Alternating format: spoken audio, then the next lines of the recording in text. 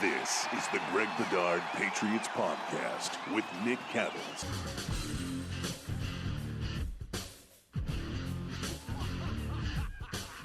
He's Greg, I'm Nick. It's the Greg Bedard Patriots Podcast with Nick Cattles, brought to you by Athletic Greens, your one-stop shopping for 75 high-quality vitamins, minerals, whole food-sourced ingredients, probiotics, and adaptogens to help you start your day right. Well, Greg, of course, we know what we're talking about this week. Yesterday was Cutdown Day.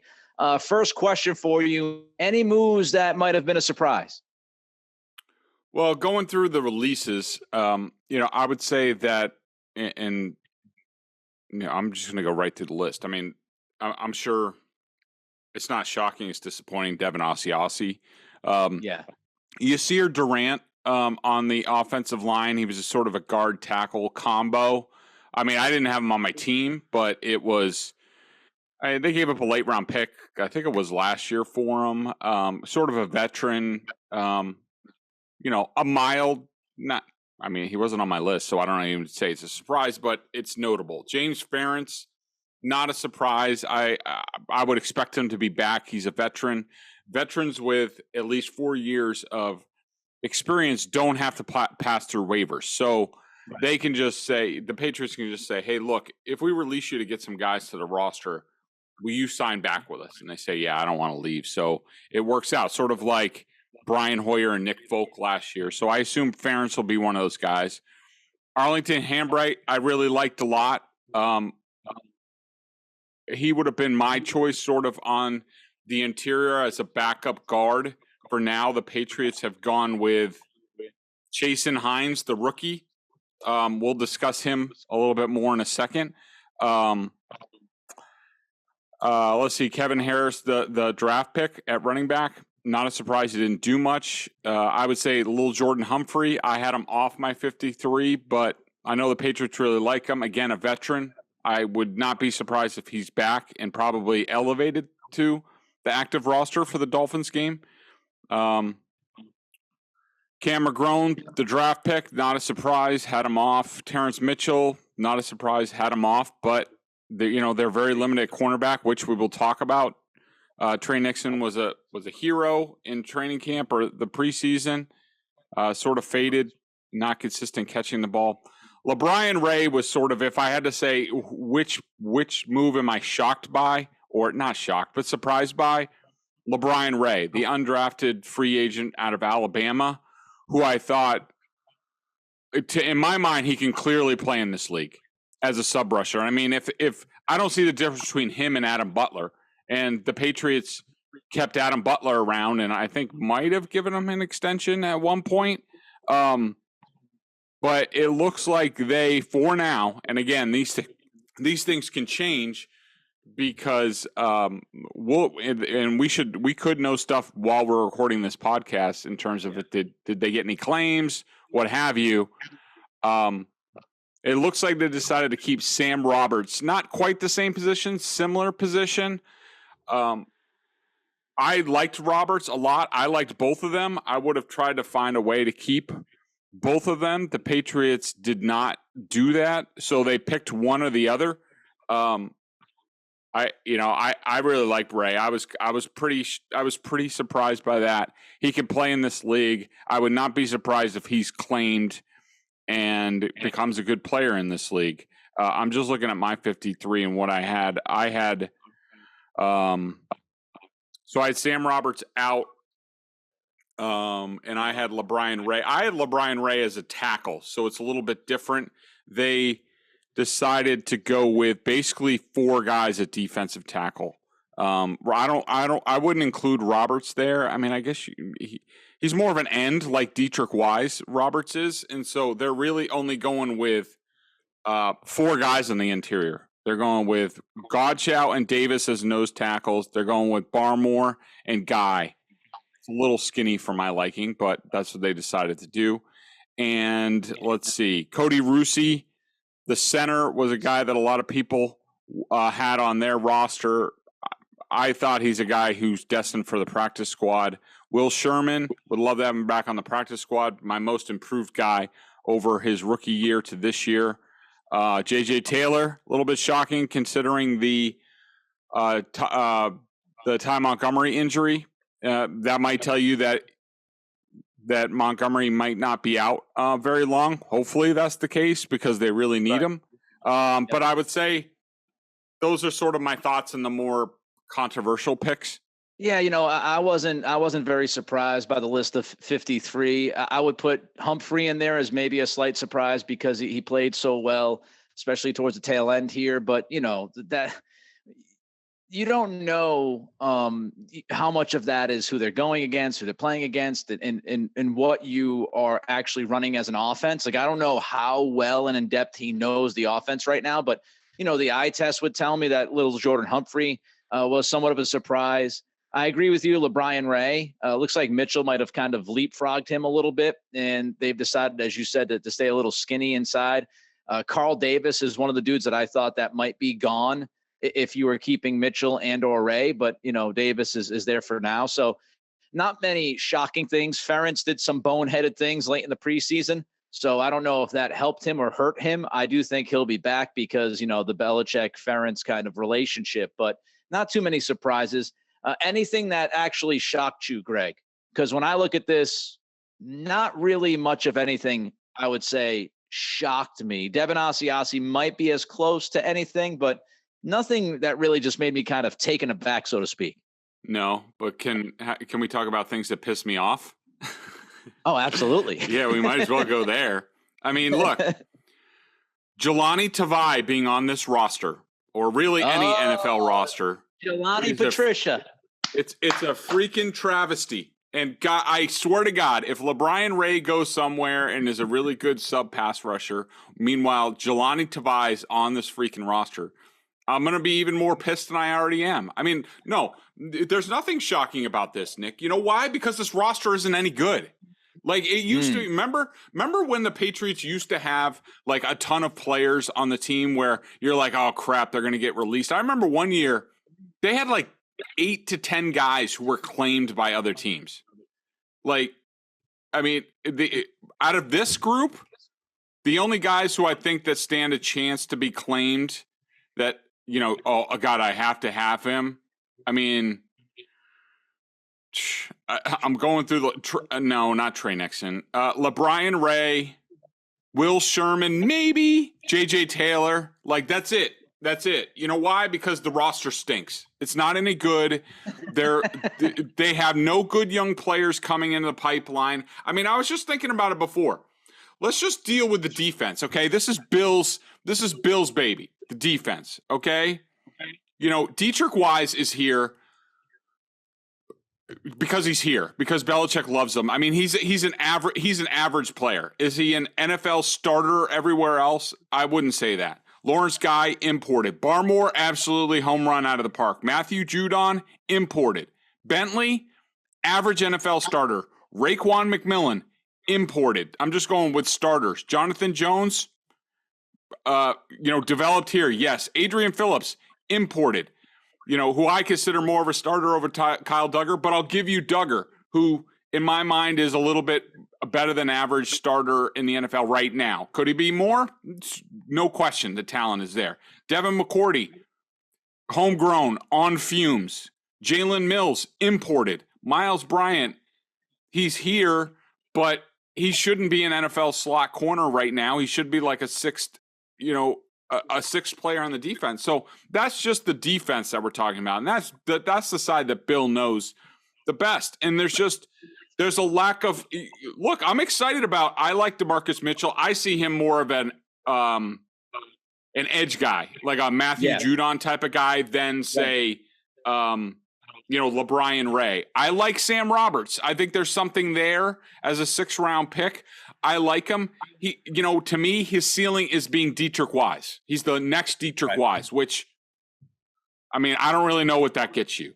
All right, let me jump in for a minute because we do have some news here I want to throw in. All right. That's come across. First of all, Mark Daniels from the Providence Journal, my old stomping grounds, Providence, East Providence. What's up, baby? Miss you, Rhode Island. Cam McGrone has cleared waivers. He'll be signing with the Patriots practice squad, so McGrone will be back on the practice squad. Good. Also, you just talked about guys who might be claimed. There has been a Patriot claimed. Devin Asiasi has been claimed. He is going to the Cincinnati Bengals. So Cincinnati has claimed Devin Asiasi. Didn't they just sign O.J. Howard too?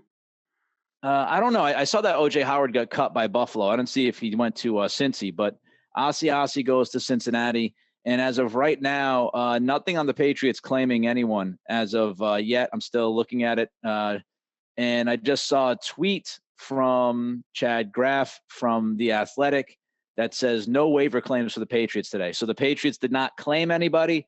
McGrone has passed through waivers, so he will be signed to the practice squad, and Cincinnati adds Asiasi. It sounds like the Bengals are holding some sort of tight end audition. I'm pretty sure that I saw earlier that that O.J. Howard was basically going there for a workout and like to sign, that was going to happen. So there's tight end issues there. $100. Yeah, Devin Austin visiting. Yeah, just to make sure we close that a little loop there with O.J. Howard. He is visiting the Bengals and he's expected to sign with them pending a physical. So you are correct, sir. Yeah. So to me, that was them covering themselves, and I bet you Devin Asiasi doesn't waste a week. So we're dealing with this Patriots roster yielded no claims from what it looks like. Man, the Bears claimed a lot of people. I'm just looking through a list real quick. Asiasi. Leatherwood went to Chicago. Of course, Leatherwood was one of the bigger cuts by Vegas because of, obviously he was drafted in the first round just last year and he's already gone. So the Chicago claimed him. Yeah. So there were no other Patriots claimed. Not a big shock to me. I think that's a reflection on where their roster is right now. And the next shoe to drop. Just to give you a comp and people listening to hammer the point that you're making. So people would look at the Jets roster and be like, oh, the Jets suck. Yeah. But the Jets had, let's see, 1, 2, 3, 4, 5 guys claimed today. Wow. So the Jets had Jason Pinnock. I don't know how you pronounce his last name, the safety, Javelin Guidry, the corner, Trevin Wesco, the tight end, Delshon Phillips, a linebacker who went to the Ravens, and the Ravens no linebackers, and offensive tackle Chuma Adoga went to Atlanta. So just to kind of put a finer point on the one that you're making, the Patriots got one guy claim Asiasi, and that looks like it's going to be an audition competition kind of deal at tight end for Cincy. Meanwhile, the Jets had 5 guys claimed today. Yeah, I mean, I think when we talk about problems and if this team goes south, and who knows, Belichick might be Belichick again. Like, you're going to look at the roster, the talent level, and coaching. I mean, that's the name of the game. And right now, there are at least serious questions about how talented the Patriots are and what their coaching situation is. And so, I do think they're going in the right direction. I mean, I do think. Let's talk about Chasen Hines for a second, because he's a little bit of a surprise. I didn't mention him much this summer. He was hurt for a lot of the summer. So you wonder if the Patriots are sort of buying him a little bit more time. And he could be a guy, and we're looking at if they got to move, they have to move Ty Montgomery to IR. So that means at least one person's getting released and signed back. Leading candidates are Chasen Hines, probably Roberts, Mitchell, maybe Sean Wade. Sean Wade making the roster. So let me get back to it. So Chasen Hines is a good player. I liked what I saw of him in limited amount. Really, really quick feet. Looks like a guard. Looks like he can play in this league. I just didn't have enough data to go on, and I would rather go with Arlington Hambright, somebody who I saw a lot of and was comfortable with and can play tackle some. So, but I could see why they, he was a draft pick, 6th-round pick, has some upside. We'll see what happens. Yeah, Hines was the guy. Please, people, I know what you're going to do. You're going to clip this or you're going to jump all over me. Before you do, take a deep breath. I'm not telling you that Chasen Hines is anywhere near close to this person. But when you look at body type, then you look at style of play, a little bit of Shaq Mason in him. You saw some of it in the last preseason game from LSU. The knock on him really was injury. When he played pretty well. And of course, LSU, you're talking high level college football, SEC action there. And he's somebody that did show that he could get to the second level and be a pretty damn good run blocker when he's healthy.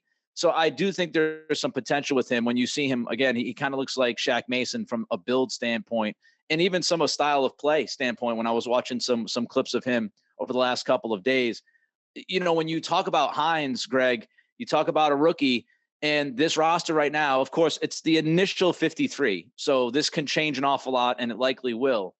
But right now they have 10 rookies on the roster. That, to me, talks about their lack of drafting, the last few years. They did very well a year ago. We'll see what this class brings. But when we talk about from 2018 to 2020, those drafts that really did not bear enough fruit, that's when you have a situation. And, of course, they didn't spend a ton of money this offseason because they spent a lot of it last offseason. That means you bring in 10 rookies on your roster. So there's going to be an infusion of youth into this roster. Almost 1/5 of the roster is a first-year NFL player. And that also goes to coaching. You look at Jason Hines, he's not being brought in to be coached by Dante Scarnecchia. He's being brought in to be coached by Matt Patricia. When you have 1/5 of your roster being rookies, that's going to lay at the feet of the coaching staff. So that's another layer to me that we have to pay close attention to, the development of these young guys under this staff. Yeah, for sure, Nick. And I think it's certainly interesting. And I'm just trying to compare it to sort of years past. I mean, I've been sort of, waging a war against like Belichick in recent years to take more younger players instead of veterans. And, did he do more of that this year? I mean, I guess, a little bit. I mean, I just wish the talent level was a little bit higher. I mean, we're talking about, Cole Strange obviously has the talent to be a frontline starter in this league. There's no question about that. It's a question of when with him. Chasen Hines, 6th-round pick. Bailey Zappi, 4th-round pick, where, let's be honest, does he really need to be on this roster? No. I mean, not if you had another guy waiting in the wings, maybe with a little bit more upside. Pierre Strong, 4th-round pick, never showed. That's a complete future bet because he never showed anything that he's capable of, being a really good NFL player. He never showed that once this summer. DeMarcus Mitchell, NFL body, college free agent. Sam Roberts, 6th-round pick. Brennan Schooler, undrafted special teams, Belichick special.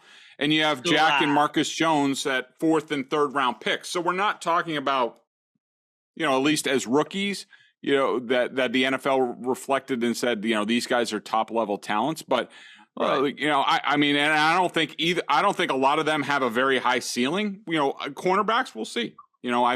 I think Marcus Jones is a little small. I think Jack Jones, with development and getting in the weight room, I think he could be a starter. He might need to be this year. But I just wish the Patriots were a little bit further along in terms of their youth movement because the ceiling for a lot of these guys looks limited. All right, before we get into specific positions that we might be worried about, we want to talk about cornerback. We want to talk about linebacker a little bit more in depth. First, Greg, tell the fine people listening to this podcast all about Athletic Greens. I started taking AG1 because I wanted to make sure I was getting all the vitamins and nutritional supplements I needed in one place. Now I've been on it 2 months, and I love it. It doesn't taste like it's super healthy, has kind of a mild tropical taste, a little minty, and I actually look forward to it each morning. So what is this stuff? With one delicious scoop of AG1, you're absorbing 75 high-quality vitamins, minerals, whole food-sourced ingredients, probiotics, and adaptogens to help you start your day right. The special blend of ingredients supports your gut health, your nervous system, your immune system, your energy, recovery, focus, aging, all the things that you love.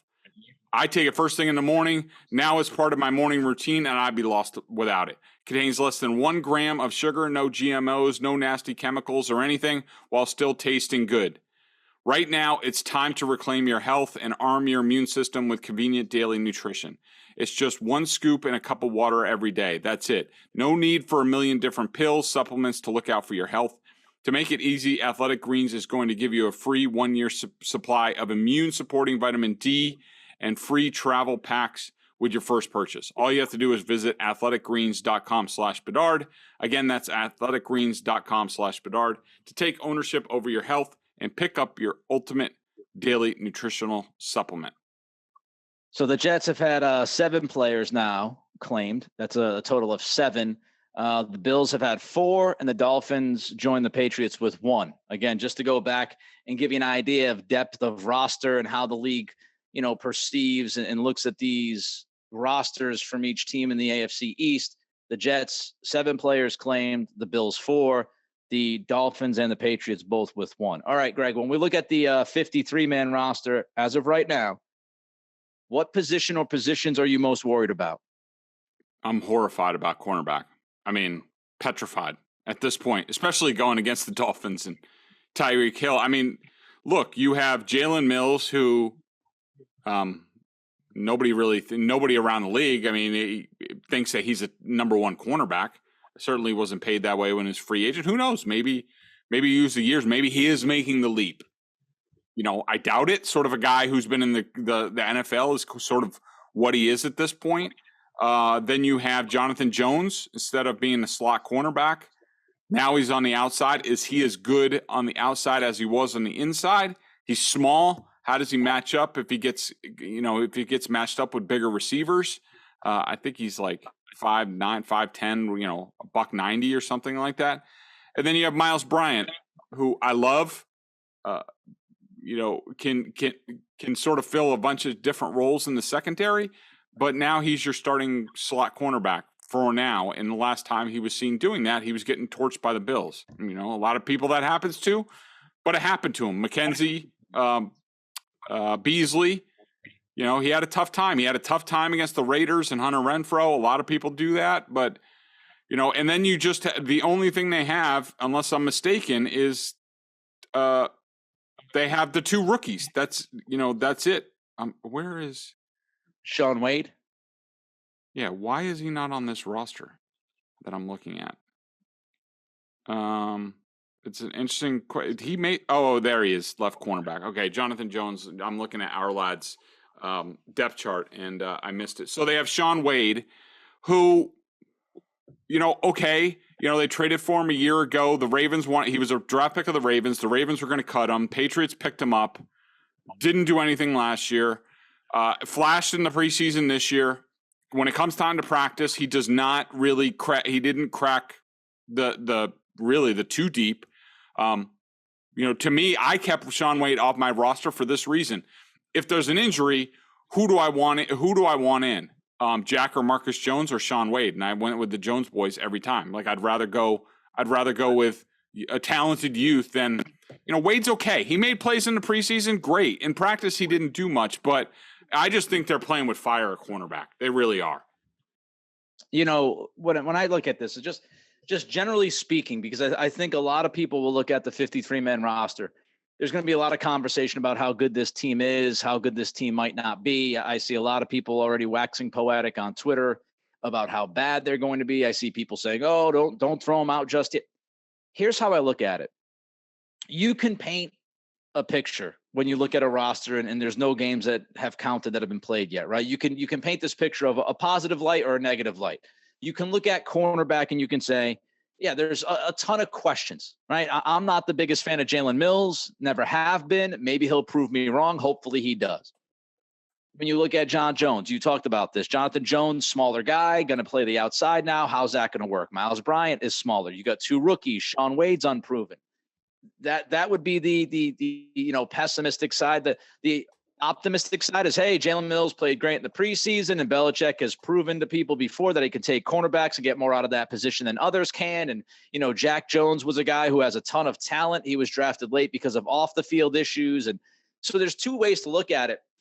Generally, when I go into a season, because none of us have seen this team play an actual game that counts, it comes down to questions. And if you have a lot of questions about a certain position, you don't feel great about it, right?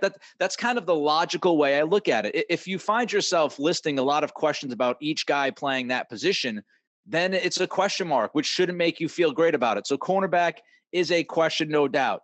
Offensive line, to me, Greg, they're very thin, especially, at tackle. They're thin everywhere on the offense. They're just thin on the offensive line. And we've talked about this before. Trent Brown's injury history and his history of being, there sometimes and not there other times. You have Isaiah Wynn, who everybody was trying to trade even up until like right before cutdown time. What's he going to look like? So the offensive line to me is that's more concerning than cornerback, because we've talked about this. That will impact Mac Jones. And you already have questions about Patricia in the offensive line and play calling. You already have questions about Joe Judge being the quarterback's coach. And now you've got an offensive line that has questions. Again, yes, there is an optimistic viewpoint. Isaiah Wynn all of a sudden wakes up and he looks like the guy from a couple of years ago. Yes, Trent Brown stays healthy and he plays like he played his first time around with the Patriots. Owenu is good. Andrews is good. Maybe Cole Strange figures it out by like week 5 or 6 and he gets his feet wet and he plays better as the year goes on. But Matt Patricia, offensive line coach, Joe Judge, quarterback's coach, all the questions I just brought up about the offensive line and the fact that they don't have a lot of depth there. That to me, that is the most glaring thing that sticks out to me about this roster is the offensive line scares the hell out of me, especially with the coaching. And I think you're going to rely a lot on Mac Jones this year. Yeah, I mean, I completely agree with you. I mean, you look at the offensive line, and first of all, you have 2 tackles where buy-in and their compete factor has to be, a question mark the entire season. Yep. I mean, I was already questioning it in the Raiders preseason game where I'm like, what are these guys doing? Do they even care? And it's not even the regular season yet, especially Trent Brown.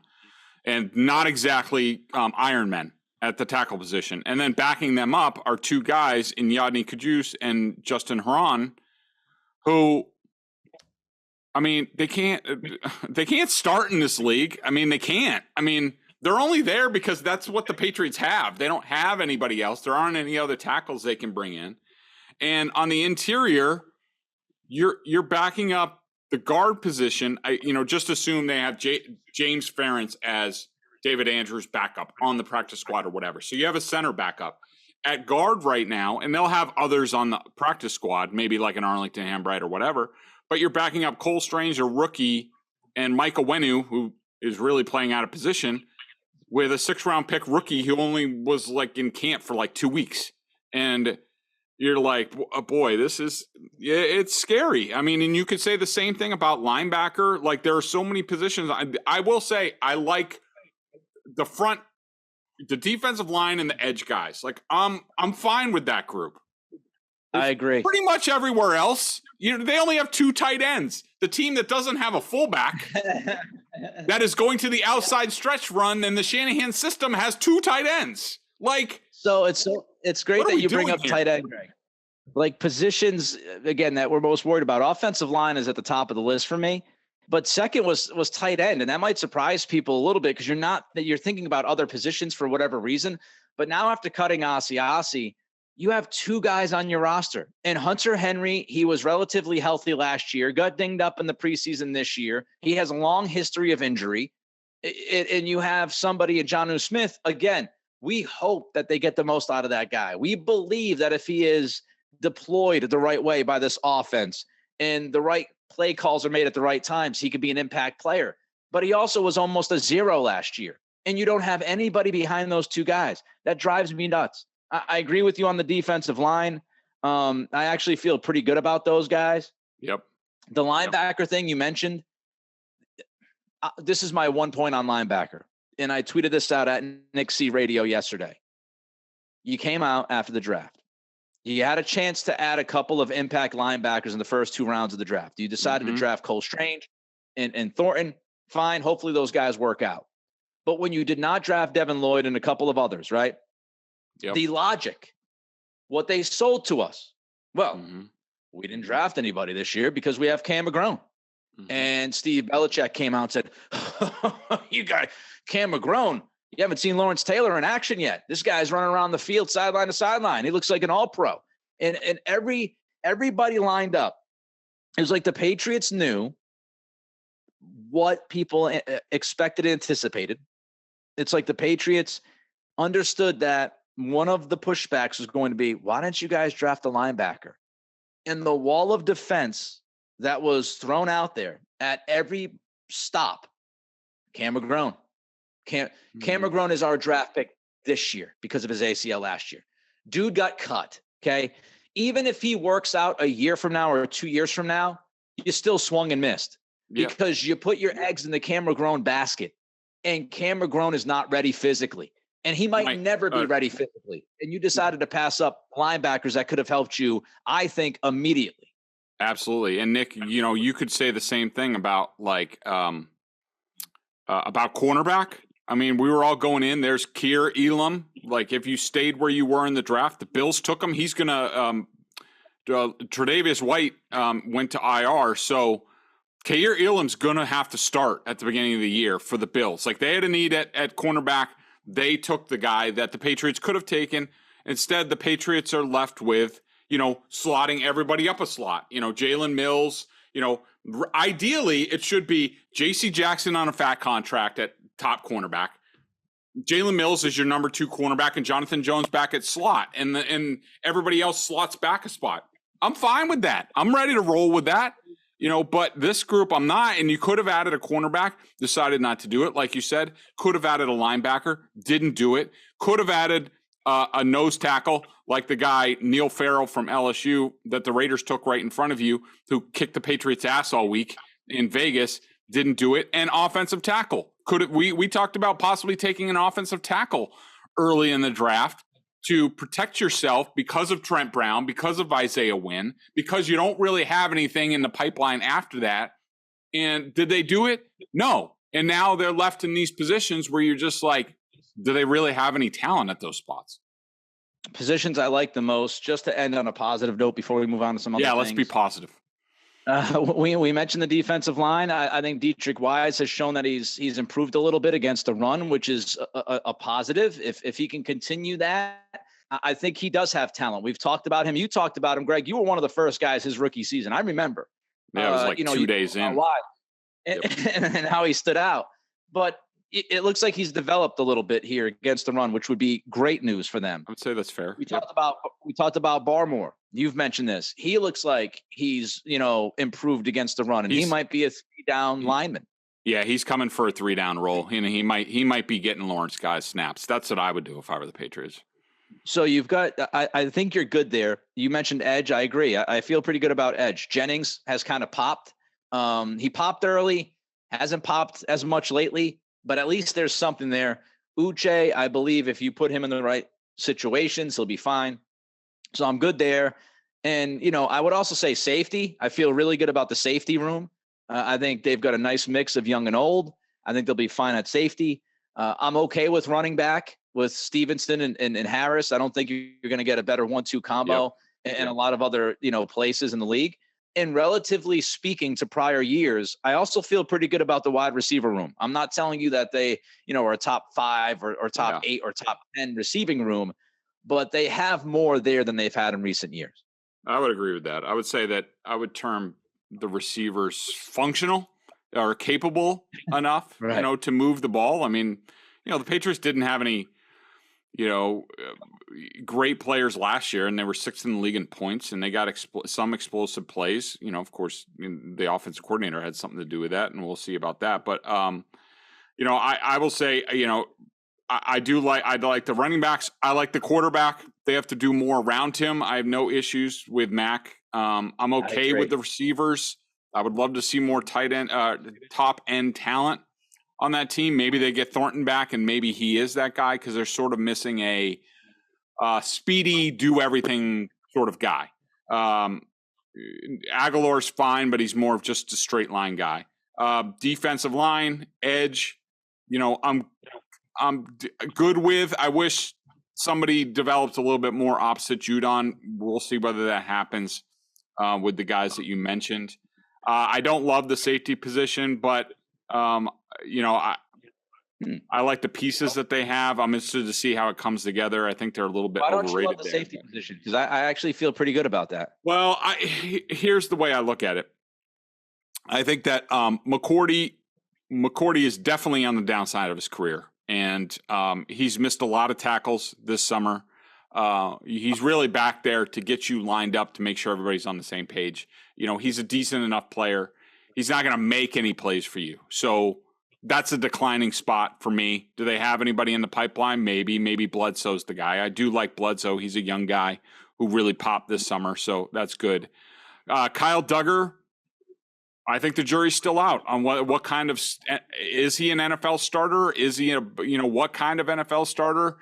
To me, he's sort of been the same player throughout his career, and this is now going on year 3 for him. So we'll see. So I would hope Duggar would be a more complete player by now. To me, he's still sort of a go forward one trick pony. We'll see. Adrian Phillips, I love. I wish he had more upside in terms of just physical skills. You combine Adrian Phillips and Kyle Duggar, and you have like the best safety in the history of the game. Unfortunately, their skills are split between 2 players. And then Bledsoe's a future bet, but I like him.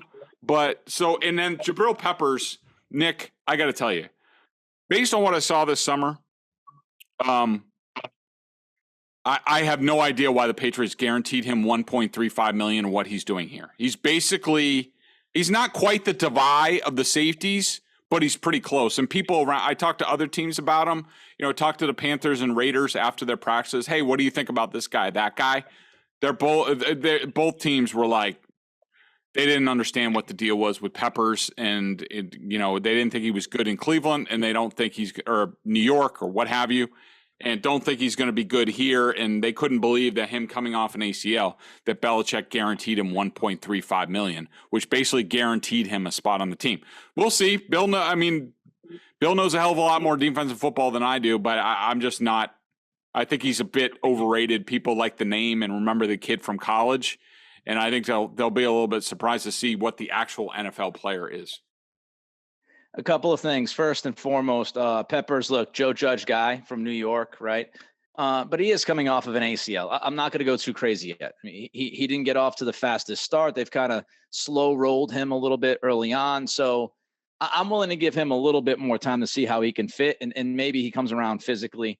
The other part that we've been talking about is the waived players. Now, I want to be fair to the Patriots, because they only had one guy claimed. But in fairness, when you look at the whole league, Schefter just tweeted this out, 33 players were claimed today. So, and seven of those came from the Jets, which I think does tell you the job that Joe Douglas has done. But you're talking about one player per team that's claimed, and you have a lot of teams that had multiple players claimed. So the Patriots are not, that much different than a lot of the league. I guess you can look at that 2 ways. You could say, well, all right, that they're kind of in the same bucket as a lot of other teams. So They're not, they're not awful.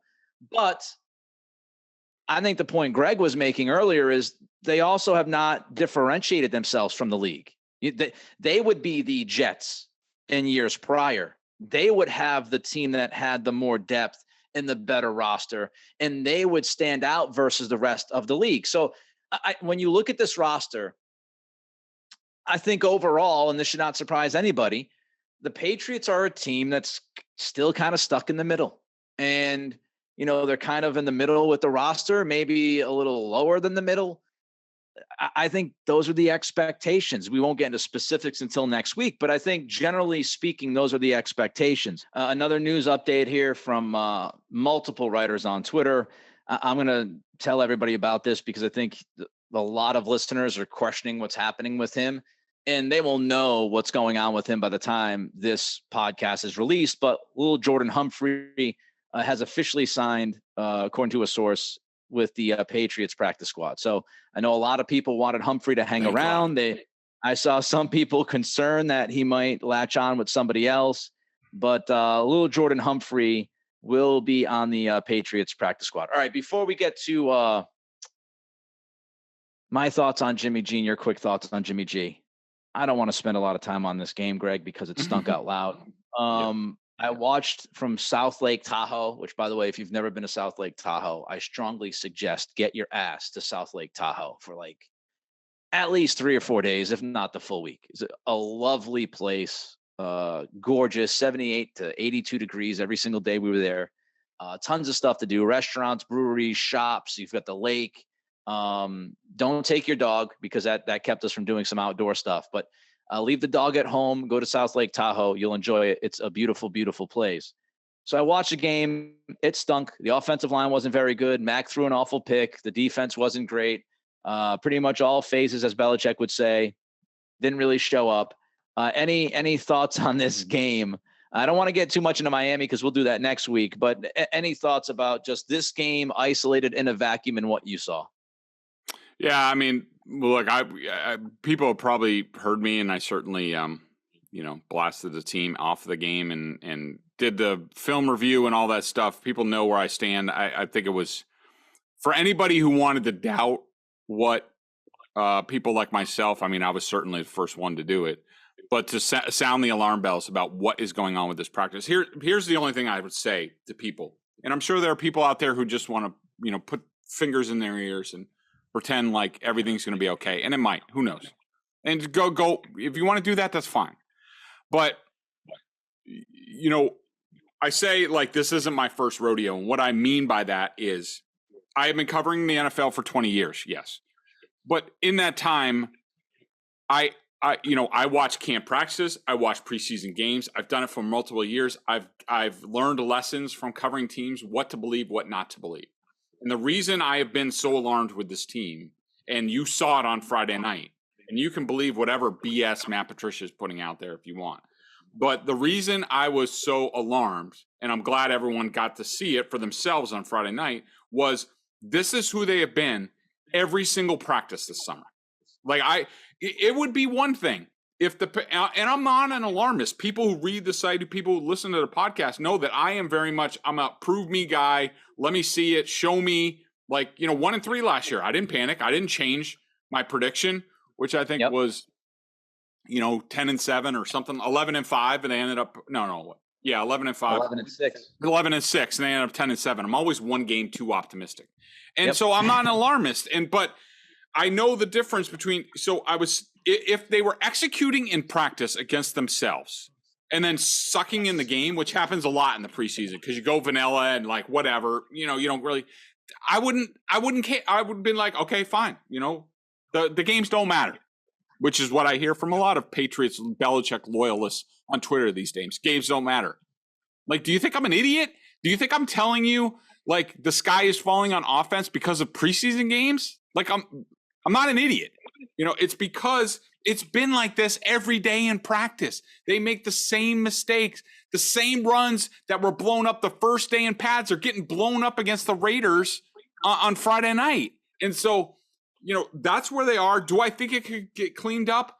Maybe. They have to go back to basics. They probably have to play some up-tempo. Like, at least they have 2 weeks to rep, your first scripted 20 plays so nobody screws up and you do it right. Could it get better? Yeah, but, I think everybody would agree that I was accurate with what I told you. That's what I try to do. And sorry it looked like that on Friday night, but that's the way it's been all summer. All right, let's get to Jimmy G quickly here. Again, next week, I'm sure we'll dive into the season, our thoughts, and all that good stuff. Jimmy G, I've got 3 quick points to make, then I'll throw it to you and get any thoughts that you have. I've obviously covered this situation closely out here in Sacramento. We're about 90 minutes away from the Bay. Even though people think San Francisco, the Niners play in San Francisco, they do not. They play south of San Francisco. They play about an hour and a half to 2 hours south of San Francisco. So it's kind of like calling the Boston Celtics if they played in like northern Connecticut. But anyway, I digress. Jimmy G, no other options at this point. That's the first thing that comes across my mind. The 49ers have been stubborn this entire time. And they have been unwilling to release Jimmy because that would kind of put egg on their face, because they thought at the end of the year, and they thought through everything they've done, that Garoppolo was going to bring back a really good pick.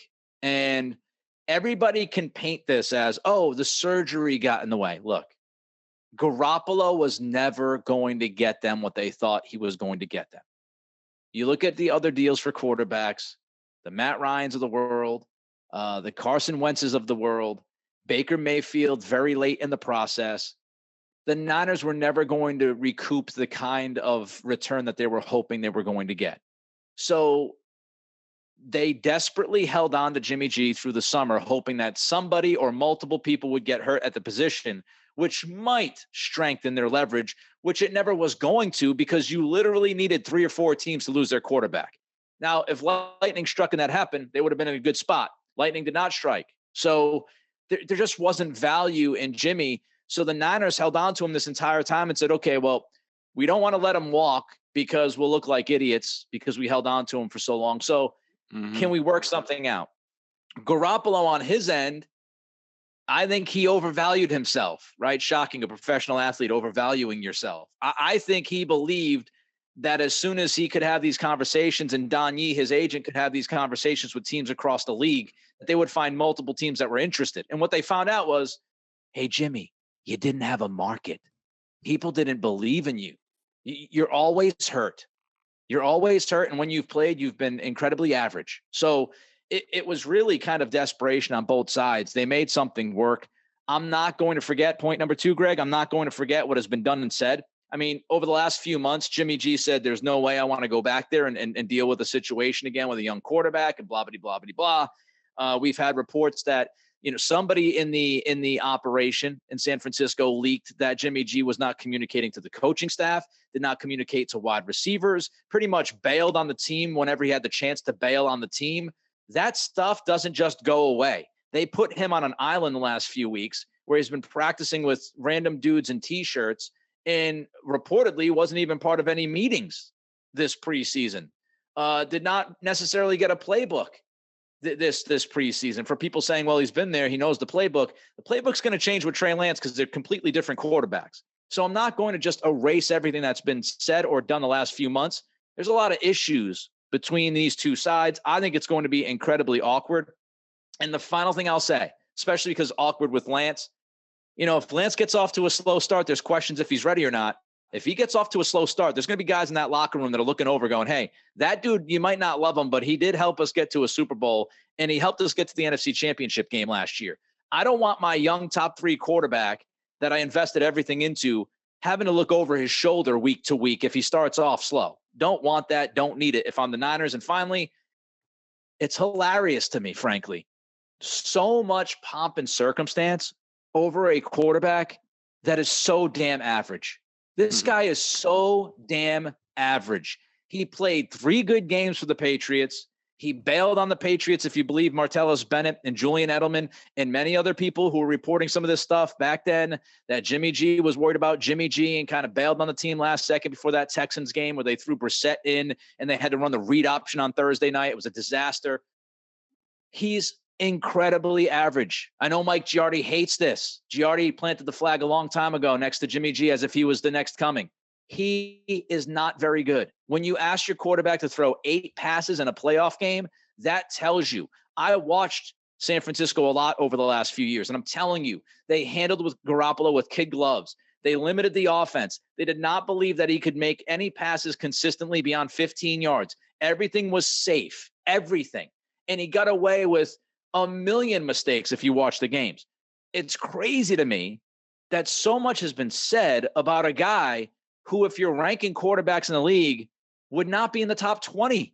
He might not even be in the top 25. This dude is average. He's average. That's what he is. And he's a backup quarterback now. We'll see if anything changes. Your thoughts, Greg? My big thing with Jimmy, and you're a lot closer to it than I. To me, I read it as, I think the way this was drawn out, I thought the San Francisco 49ers were deathly afraid of Jimmy walking straight to the Seahawks and upgrading them. I mean, that's 2 games, and I think they play in week 2. Now, Jimmy, would they have been ready? I don't know. But in any event, he would have made the Seahawks better. It's 2 tougher games during the year. They're in a tough enough division as it is already. And so I think that the 49ers, basically, that's why they were delaying this for as long as they did. and hoping that somebody would give up a pick. Maybe there was an injury or something like that. And then when nobody did that, I think they went to Jimmy and they said, look, what are the Seahawks going to pay you if you walk over there? And we'll give you more. Like, can you just stay here for a year? You give us protection, it keeps you away from the Seahawks at least for a year. You want to go after that, fine. But I think they really, to me, it was more about keeping him out of Seattle than anything else. I don't necessarily disagree with that notion. Again, Seattle might bring him in because they got Geno Smith. Okay. And he knows the system too. And he knows the system. So, Geno Smith is starting games for the Seahawks. Like, would he have helped the Seahawks? Yes, because he's better than Geno Smith. But that literally is only maybe a handful of teams that would have made sense for Garoppolo, division rival. Yeah. I mean, I could absolutely see that. I just think, the value and stuff just wasn't there at the end of the day. And I think a lot of the NFL looks at Garoppolo the same, which again, he's average. Can he have moments of above average play? Sure. And he's had those flashes, but he's not a guy that has been depended on. Like, San Francisco has been run game, and defense, and don't try to make mistakes. So that's what they are. All right, let's get to BostonSportsJournal.com member question of the day. Check them out over at BSJ, $39.99 annual plan, top-notch analysis of all the Boston pro sports. And, of course, Bedard hits you up with the video analysis, coaches film, direct access to him, and weekly chats. Greg, what is the question of the day? Well, I decided to go more general on this just because I saw it pop up in the comments a few times. Like, a lot of people question why I go on Felger and Mazz. So let me just say this. Have you seen their ratings? I mean, that's number one. I mean, they are a ratings behemoth. They just are. Insane. Yeah, it's unheard of across the country. The sports talk radio ratings that they get. I mean, that's Nick's realm. You tell him. Yeah, it's insane. They're rated. So, share is pretty much like the percentage of people listening to you at a time. And look, I can get really nerdy. I won't, because the system is a little shaquad. Nielsen stinks. But with that said, we all go off of the same system. So, Felger and Mazz, the last share I saw, I think they got a 27 1 month. They hover well above 20. And that means that pretty much 1/4 of every male 25 to 54 in Boston is listening to the Felger and Mazz show. And to give you a comparison, New York, both of their afternoon shows combined get you about 11 to 12%. So wow.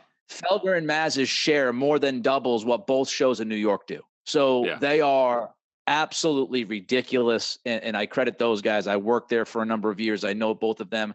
I know all of them personally. I mean, they are the zenith. Whether you agree or disagree with what they do or say at a sports radio, they are the pinnacle. And no one, aside from the same shows that are on the station, because the other shows do pretty damn well as too, nobody has come close to reaching that level that Felger and Mazz have. Yeah, and so start there, and the amount of people that gets, it's basically a free advertisement about BostonSportsJournal.com to everybody who listens. So let's just start there. Number two, I go on and I give my opinion. What they say and what they do to me, it's separate than what I do. I go on there. I speak for myself when I'm on there. When they say ridiculous things when I'm on there or that I perceive as ridiculous, I fight back. But I give my opinion, and they let me give my opinion. They don't, sometimes we butt heads. That's fine, but really, those are the main reasons why I go on there. I also get paid a little bit, which, helps. But look, if you don't want to hear me on with Felger and Mazz, don't listen. There's plenty of other avenues to get my opinion, whether it's this podcast, the stuff I write on the site. I do that in addition to everything else, and it gives me and the site a lot of exposure. And, and looking at the comments, some people say, like, I wouldn't have known about BostonSportsJournal.com if it wasn't from Bedard on Felger and Mazz. So, you should be able to separate me that you enjoy on this podcast and BSJ and Felger and Mazz. And the last thing I'll say is it really bothers me when people say, you've changed. You've turned into Felger and Mazz. That's a bunch of bull crap. I've been the same guy throughout. And am I a little bit more opinionated than I was in years past, like say when I started the Globe and stuff like that? Hell yeah. I didn't know the team as well. I wasn't as comfortable with my opinion. That doesn't mean I'm trying to be Felger and Mazz. I think for myself. That's why I think I'm one of the best, if not the best in town at analyzing football, because I do it my own way. But, to say that I'm turning into them, no. And you were like, oh, well, and the other thing I hear from people is you've changed. No, what I want you to consider is what has changed in the last 3 or 4 years? Is it me or is it the level that your football team plays at? And just look at it. What's the Patriots' record in their last 45 games? I mean, go look it up. They have gone from winning 75-80% of their games, going to the Super Bowl every year, to being a 500 team that battles for the last playoff spot, maybe win a playoff game. That's who they are. And, and I think my opinion and my tone has reflected where they are. I think I would subscribe the Patriots have changed, not me. But that's my diatribe. We are who we are. I worked with Adam Jones for 15, 16 months. And I love Adam. God bless you, man. People almost, it was tough for them to believe me. And probably they still have a tough time believing me, whether or not Jones and I got along. I'll say it again on the record. Jones and I always got along. Always. From before I joined the show, he was a guy I called when I went down to Virginia Beach to start my solo career because he had done solo work. Before I had gone, down to Virginia Beach, before I had worked with Adam, during working with Adam, we don't talk to each other a ton after because that's just the nature of the business, unfortunately. He's got kids, he's got a family, he works nights, I'm on the West Coast. I'm not telling you we exchange texts. If something happened personally, I would guarantee you I'd reach out to Adam, and I'm pretty comfortable Adam would reach out to me. So I consider him a friend, and we always got along. On the air, we just disagreed a lot about the world of sports, and we look at it from a different we look at it from a different lens. And so some of those got passionate. Did I throw my headphones across the room 2 or 3 times? Did I tell them to bleep off when we went to break? A couple times. But honestly, we go and, we've had beers together and stuff like that. So look, I think people kind of get, sucked into the sports world, and I do, and you do, Greg, and everybody does. But I felt the same way when I was on Adam's show, where Adam had his way of thinking and presenting and doing his thing, and I had mine. And eventually, did it cause me to walk away? In part, that was obviously, playing a role because I didn't want to be doing that for 5, 6, 10 years. I didn't want to do that. But again, opportunity, and you do what you love, and I just think people try to throw everyone in one bucket in this media world, which is unfortunate, but that's what happens. He's Greg, I'm Nick. Hopefully you guys enjoyed this, and gals, because we went long, obviously, but thought it was some good stuff. We'll be back next week. As we get ready for the season, we get into a groove here every week, breaking down the games, previewing games. Can't wait for that to happen. He's Greg. I'm Nick. Athletic Greens. It is the Greg Bedard Patriots Podcast with Nick Cattle.